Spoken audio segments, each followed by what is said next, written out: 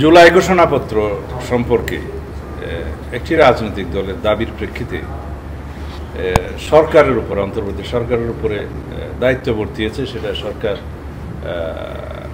এখানে একটা মধ্যস্থতাকারীর ভূমিকা নিয়ে তারা এই ঘোষণাপত্র প্রণয়নের বিষয়ে উদ্যোগ নিয়েছে। আমরা ইতিপূর্বে সেরকম একটা প্রস্তাব পাওয়ার পরে গত 12ই ফেব্রুয়ারি দুইজন উপদেষ্টার কাছে আমি নিজে আমাদের দলের পক্ষ থেকে আমাদের সিদ্ধান্ত অনুসারে ঘোষণাপত্রের বিষয়ে আমাদের মতামত সম্বলিত একটা ড্রাফট হস্তান্তর করেছিলাম। কিন্তু এই ফেব্রুয়ারি, মার্চ, এপ্রিল, মে, জুন শেষ হয়ে গেল, আমরা তার প্রেক্ষিতে কোনো ফিডব্যাক পাইনি। কিন্তু আমরা অনেক আলোচনা শুনেছি যে বিএনপির সহযোগিতা নেই। কিন্তু এই বিষয়টা আমি প্রেসের সামনে বললাম এবং প্রেসের কাছে আমাদের সেই পিডিএফ ফর্মে সেই ঘোষণাপত্রের কাগজ আগে যেটা দিয়েছিলাম সেটা সম্ভবত দেয়া হয়েছিল। আমি জানি না আপনাদের কাছে আছে কিনা, নাও থাকতে পারে। গত কয়েকদিন আগে সরকারের একজন উপদেষ্টা আমাদের মহাসচিব সাহেবের সাথে যোগাযোগ করে তাদের একটা প্রস্তাব জুলাই ঘোষণাপত্র সংক্রান্ত দিয়েছে। সেটা আমাদের আগে যে প্রস্তাবটা মতামতটা আমরা দিয়েছিলাম তার কিছু কিছু অংশ তার মধ্যে এমবডিড করে সেই প্রস্তাবটা দেওয়া হয়েছে। তারপরে আমরা আমাদের সর্বোচ্চ ফোরামে, দলের সর্বোচ্চ ফোরামে বিষয়টি নিয়ে আলোচনা করেছি। করে আমরা খুব দ্রুততার সাথে পাওয়ার একদিনের মধ্যেই আমরা দলের পক্ষ থেকে আমাদের মতামত একটা ড্রাফট আকারে গত কালকে রাত্রে সরকারের সেই উপদেষ্টার কাছে আমরা এটা প্রেরণ করেছি। এখন পরবর্তী সিদ্ধান্ত কী হয়, আলাপ আলোচনা কী হয়, সেই জন্য অপেক্ষা করছি। কারণ ওখানে এমন কিছু প্রস্তাব আছে যে রাজীব বুদ্ধে বলছিল কি সংবিধানের, হ্যাঁ, এই বিষয়টা আমি ভুলে গেছিলাম।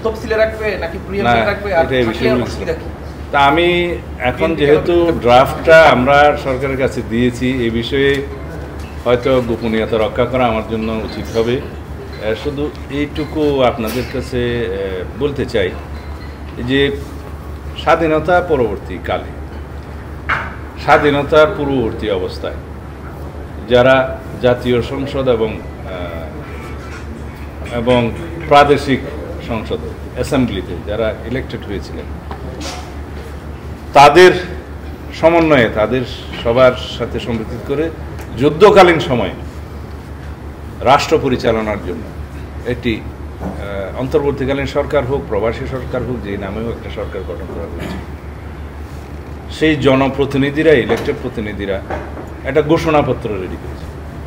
সেটা 1971-এর 10th of April সেই ঘোষণাপত্রটা রেডি হয় এবং সম্ভবত 17th of April থেকে সেই ঘোষণাপত্রের মধ্য দিয়ে সরকার গঠিত হয়ে সেটা ঘোষণাপত্রের মধ্য দিয়ে সেই সরকার পরিচালিত হয়। এবং তার পরবর্তীতে স্বাধীনতা অর্জনের পর সেই একই অ্যাসেম্বলি এবং ন্যাশনাল পার্লামেন্টের মেম্বারদের সমন্বয়ে গণপরিষদ গঠিত হয়।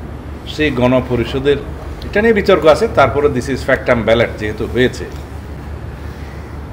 সেই গণপরিষদে 1 বছর আলোচনা করে সংবিধান প্রণয়ন করা হয়। সেটা 1972-র 4th of November সম্ভবত এটা প্রণীত হয়, কিন্তু পার্লামেন্টের এটা অনুমোদনের পরে এটার কার্যকারিতা দেওয়া হয় 16th of December থেকে 1972, রাইট? তখন কিন্তু স্বাধীনতার ঘোষণাপত্রের কার্যকারিতা শেষ। তখন প্রেসিডেন্ট অর্ডার নিয়ে যে ওই অন্তর্বর্তীকালীন, ওই ক্রান্তিকালীন সময়ে যে রাষ্ট্র পরিচালিত হয়েছে সেগুলোর কিছু কিছু রিপিল করা হলো, আর কিছু কিছু সংবিধানের তফসিলে এনে, আমি এই জন্যই আলোচনাটা আনলাম, সম্ভবত 4th তফসিলে এনে সেটা লেজিটিমেসি দেওয়া হয় বা এমবডিড করা হয়। কিন্তু আইনগুলো, প্রত্যেকটা আইন কিন্তু সংবিধানে উল্লেখিত নয়, বলা হলো এটা তফসিলে থাকবে, এটা লেজিটিমেসি, এটা স্বীকৃতি।